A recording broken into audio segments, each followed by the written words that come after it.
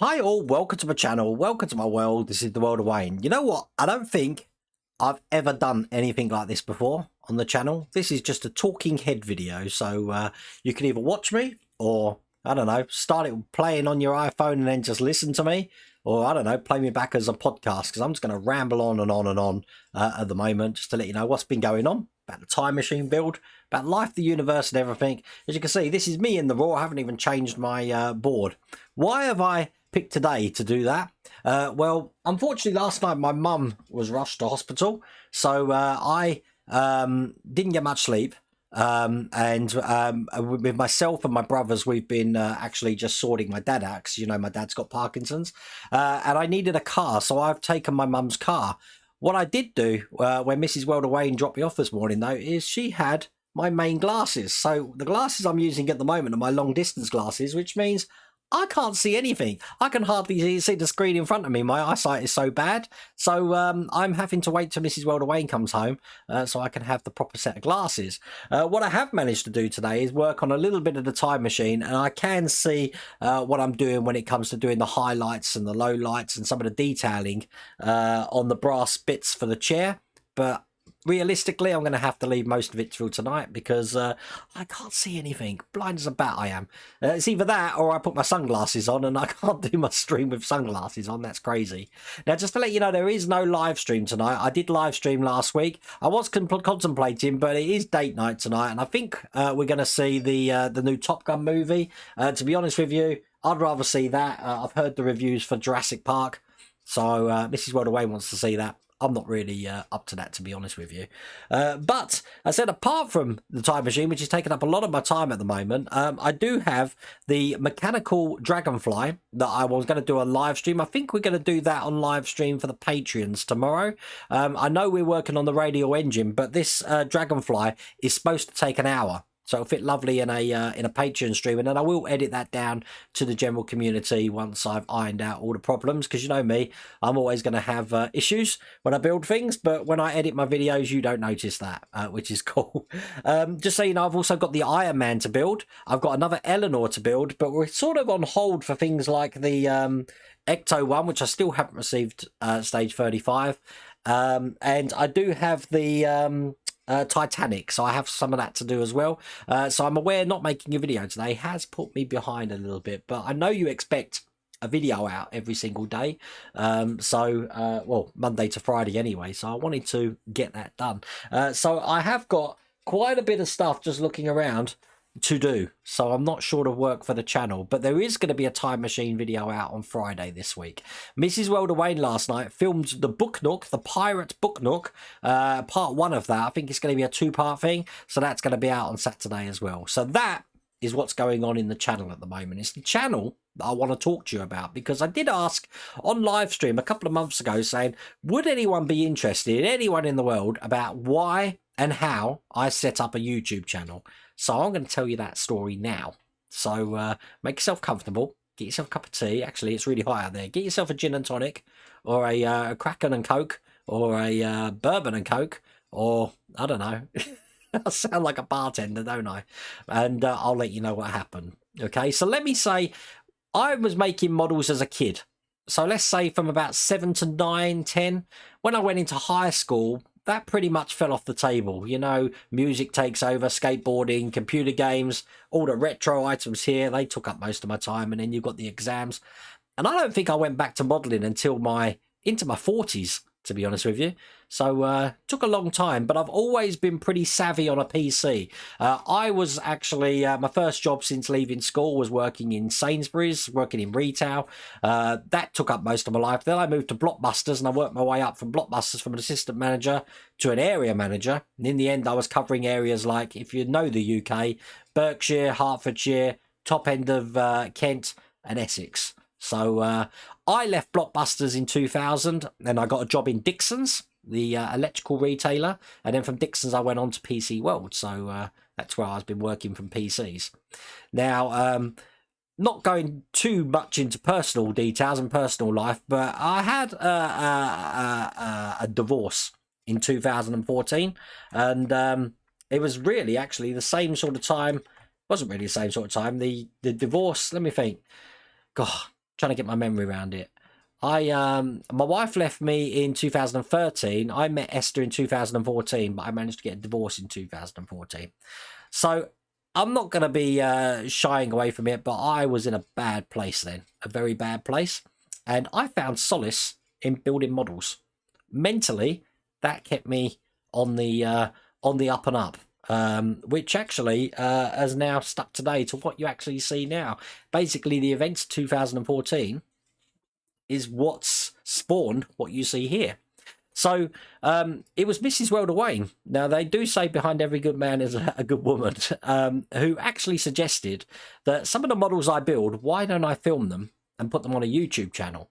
Now, at the time, I was already blogging this whole sordid thing that happened in 2013 and 2014. I actually made a written blog called Wayne's World of Blogging. And I was blogging about what I was feeling, the lows, the highs, and all of that. And it was helping other people that were going through the same sort of thing. You don't kind of hear too much of a male perspective of that. So I thought I'll just be frank and open. And surprisingly, there's loads of other people who felt just like me. So that came up quite good, that blog site. But when I decided to make a YouTube channel, I thought I was over that hump, over that peak of, being down here to being somewhat level. I'm not going to say normal, I'm going to say level, because it's still ups and downs. So so what I did is I actually deleted the whole blog, and I had, I think it was 10,000 followers on my WordPress blog. I just deleted the whole thing because I said that's the past, that's history, that's water under the bridge. You can't change it. Dwelling on it's not going to help you at all. You need to live in the now. And that's what I started doing. So I started making a YouTube channel. Now, my YouTube channel, believe it or not, I had a PC, which wasn't very powerful. I couldn't play games on it. I had a webcam, which is a Logitech webcam, but again, not a very good one. If you look at my first videos, you'll see what I mean. And the first thing I thought to myself is, what can I put on the channel which is unique to YouTube, which no one else is doing? And if you sit there asking that question to yourself, you're not going to think of anything. If you are, then you need to create a YouTube channel now. So I thought, well, what I'm going to do is I'm just going to tell people what I'm up to every single day. Try and get a video out 2 or 3 times a week, just saying what I'm up to. And it started with the eclipse. I keep saying that. I think in March 2015, I think it was, I filmed a partial eclipse. Now, I didn't have any eclipse glasses. What I did have was hundreds and hundreds of pairs of 3D glasses for the TV, because I was really into the fad that's probably phased out now. I don't really see it much, but your 3D TV. But my TV wasn't one of these active ones. I think it's active or inactive. I could use cinema glasses on my 3D TV. So I had about 25 of them, but I was wearing all of them to watch this eclipse. And I was holding my camera up, and it is on the channel. You can see that as well. Some other random videos I put on the channel back then is I did a scuba diving exam back in, 2004. Must be about 2004, perhaps 2003, where I did a scuba diving exam in the Dominican Republic. So I'm PADI certified now, but my exam video is up on the channel somewhere back in the day. And then I started getting loot crates. So I was doing unboxing from loot crates. And basically, I took my inspiration from a guy called Steve Williams. He goes by the YouTube name Boogie2988. And he was doing unboxings. And I thought, that looks fun. Opening a box so people can see what's in it. I wouldn't have a clue what's in it as well. So we'd be seeing it for the first time. I was playing a lot of Warcraft, so there's a lot of Warcraft videos up there. Nothing related to modelling at all. So when Mrs. Welder Wayne says, we saw an advertisement on TV for the D'Agostini Millennium Falcon, why don't you build the Millennium Falcon? So I was like, okay. And then as I started building it, it's like, well, why don't you do this as a YouTube video? So you'll see, I think in the first couple of episodes of the Millennium Falcon, I've already built some things, because that wasn't something that I wanted to do, that I wanted to do it, but I didn't know I wanted to do it until it was actually said, why don't you do that? So I was building the Millennium Falcon. I could only get videos out as often as I got the deliveries. And as you know, with part work deliveries back then, it's still once a month. So I was padding it out with loot crate unboxings and stuff earlier on. So I didn't really get to 1,000 subscribers until one video I did where people were, let me try and get the words right. They were not happy with the YouTube platform. I think things were going for a change. Advertisement revenues were down. So people were looking for the competition. And at that time, Amazon came up with their competition, which was called at the time Amazon Video Direct, and it was kind of like a YouTube competition where I could upload videos to them and see how it goes. But it was a lot harder to do to Amazon because you have to make sure all your videos have got closed captions. They need to meet a certain criteria. So around about that time, I started building the R2-D2. So I thought we'll try Amazon out, and I'm going to make a video of why YouTube is better than Amazon Video Prime. And that's the video that got me over 1,000 subscribers. So it only takes one video to get you there. Now, the reason why I keep saying about 1,000 subscribers, because we did have the same scenario that I think you got now, where you need 1,000 subscribers. I think it's 4,000 watch hours and something else. You need something else. Someone's going to fill it in comments and let you know what we need. So I managed to do that, and that's when my content started to be monetized. But remember, back in 2014, when I was going for all of that, I hadn't got a job because I hadn't worked since 2009. I was looking after the kids. That was my job, looking after the kids. So in 2013, I had a job for a company called Interactive Marketing. And I was actually basically booking people's cars in for their services and their MOTs, that sort of thing. So what it enabled me to do was to do that job and then also make YouTube videos on the same side. So I was working part-time doing that job. And in my spare time, I was just making YouTube videos as a hobby. And from the R2-D2 and the Millennium Falcon, as you know, I started building the DeLorean. And that's why you hear me on the live stream say it, that part work started in around about 2004. I mean, part works have been going on forever. I remember thinking about 1999, I don't know, early 2000s. No, it would have been later than that. God, you know you're getting old when things are, you can't match dates. Around about 2008, 2009, it must have been, Eagle Moss bought out their orrery. I can say orrery with the planets and stuff like that. So I started building that. So that was my first part work, really. But that wasn't put on the channel. That's something I did on my own. The Millennium Falcon was the first one I did on the channel. So I knew about part works. But ever since around about 2015 onwards, the part work market and the build-up models have just gone through the roof. And that's where I primarily based my channel on. So if a new part work came on, I started building it. And as you know, the DeLorean today is still the highest watch playlist on the channel. And the DeLorean is still here. It's just sitting behind me here. You don't really see it because I'm sitting in front of it. But the DeLorean is something that really catapulted the channel to the depth you see now. And obviously from the DeLorean, we had everything. Spitfire, Super Snake, loads. It was really when Agora models came on the scene that there was then a regular influx of models coming in. I wasn't just doing one or two. I think at close of play at the moment, I'm doing about 17 models. So my channel was primarily based with the part work market. And you know that unique thing I told you about on YouTube? That was the thing that not really many people were doing at the time I created the channel. And the magazines, as you know, aren't exactly great for doing models. So people were checking them out to see how I'm doing it, so they can sort of like get confirmation of what people are building to make sure that they're doing it the right way. And that was quite clever in a couple of ways, which I didn't even realize. The first one was people are actually just checking it out rather than using the instructions.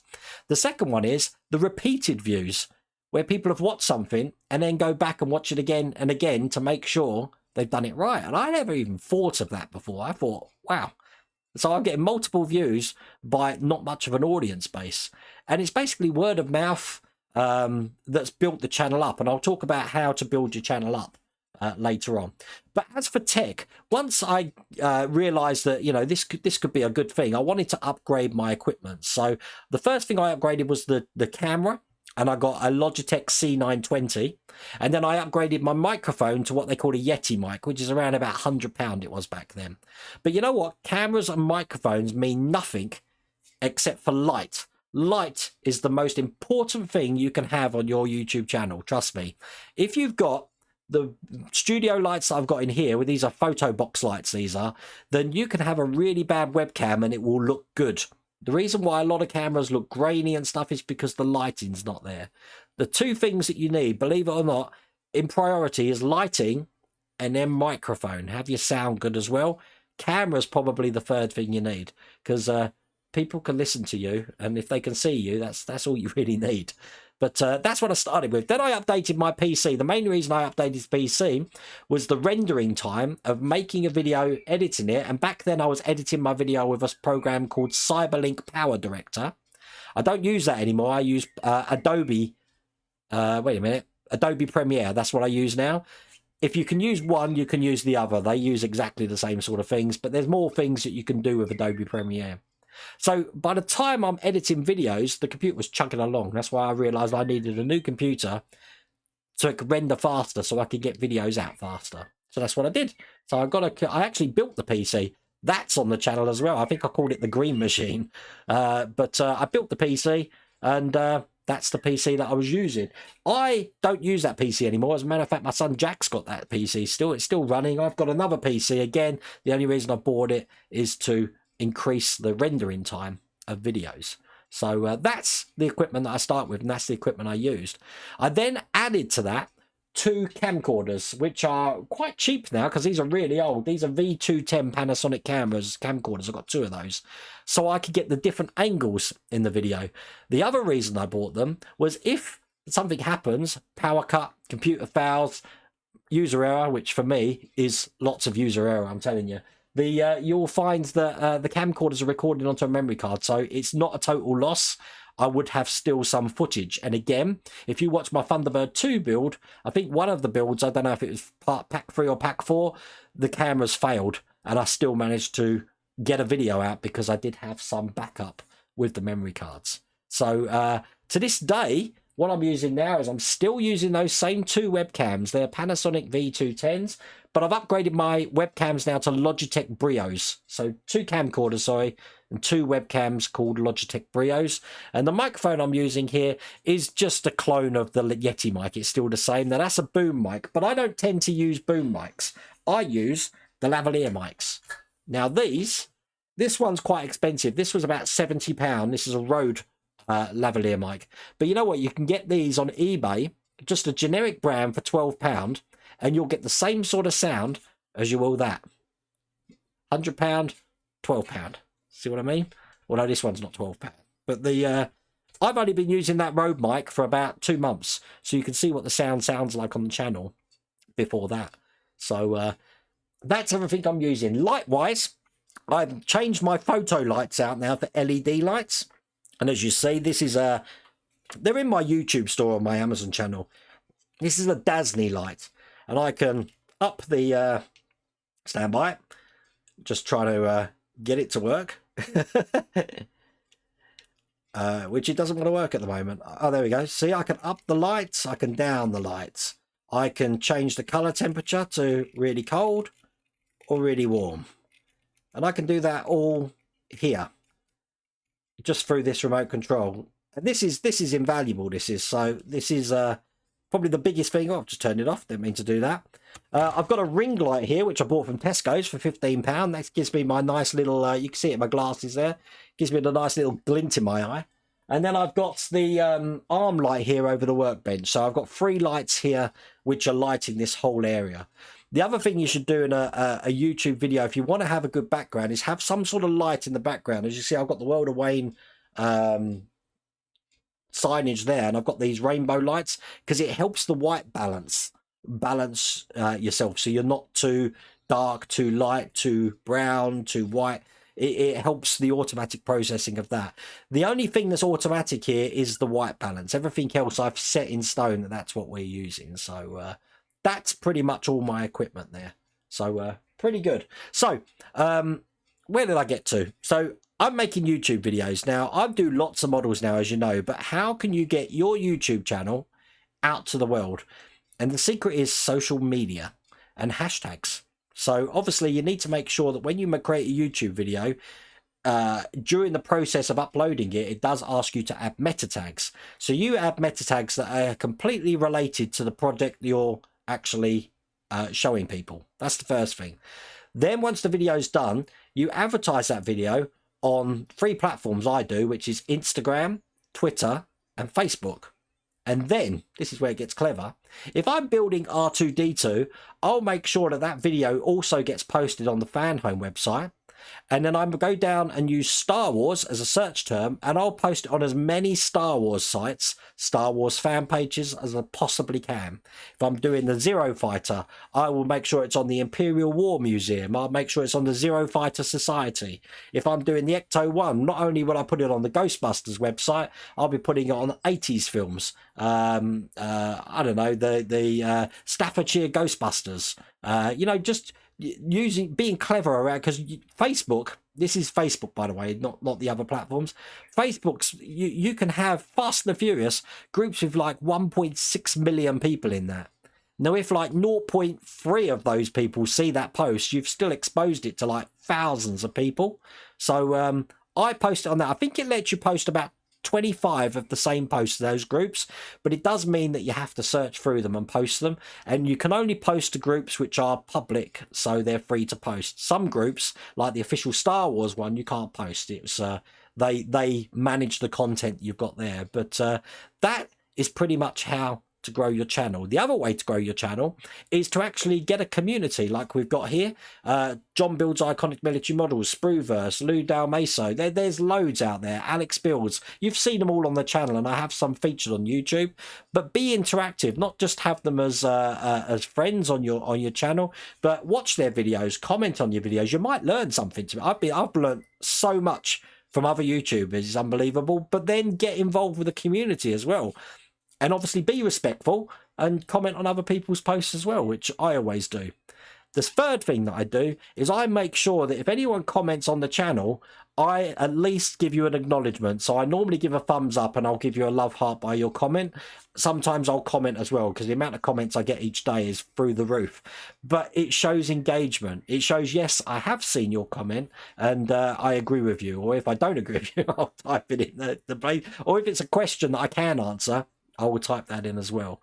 So interaction that you do not only boosts engagement, which will list what they call the search engine optimization, but it builds a community. And that wasn't even contemplated when I first started the YouTube channel. I think it was around about the DeLorean that I thought, hang on, we've got a community of people here that like the same things. And it's a nice place to be. And you know what? This environment that we've got in the whole model building park world community is the most least toxic community that you can have on YouTube. The other side of the coin is you've got the drama channels, and I really stay away from drama. You've got the drama channels, which they get the engagement, but with it you're going to have the pain and the trolling and the all the badness. So you want to stick away from that. Just be you. Just be respectful. If anyone's met me out in public, you know what I'm like. I'm exactly like what you meet in real life. So, but that's how you grow a YouTube channel. So there you go. And I think the big deal for me was Lad Bible a couple of years ago got in touch with me regarding the Terminator from Agora Models, funny enough. And they featured, I think they edited the video down. They featured it on Facebook or Twitter. I didn't get anything from that. They just said, can we use your video? And I'm like, yeah, of course. Because I'm just interested in actually growing the channel. I'm not interested in any financial recompense for that. But it does come, because that video now, if you have a look, is on about 430,000 subscribers. And what did that video do, that Lad Bible? It took me from 20,000 subscribers to 50,000 subscribers. One video. That's all it takes, one video. So that is my YouTube story. If you've got any other questions that you'd like me to answer, then I will try to do it. But I'm hoping I've explained why I created a YouTube channel, how I created a YouTube channel, what sort of content I was putting on first of all, how I started to grow the YouTube channel, and to where we are today. Obviously building loads of models, enjoying myself with the hobby at the same time, and meeting all you fine people who come and join the channel. But I'm always here to answer questions, you know that. And anyone who's met me knows that as well. And I just like being able to share my passion with you. But different video today. We've been babbling on now for 24 minutes, 25 minutes. I think we can get to 25 minutes. I don't want to bore you completely. But I'm going to have a drink now, and I'm going to sit in the sun waiting for Mrs. World of Wayne to come home so I can actually put my proper glasses on, and then I can get back to work on the time machine chair and finish flocking. I've actually done some flocking. I've done a flocking video. That's such a bad word. And I have created some segments which all I've got to do is just piece together for Friday's video, which should be so fun. But if you haven't seen Lou's channel, he's already done that on the chair and all the flocking. And I believe Phil might have a video out shortly as well regarding his build as well. But listen, thank you for listening to me ramble on. I hope you found it interesting, and look after yourselves. Take care.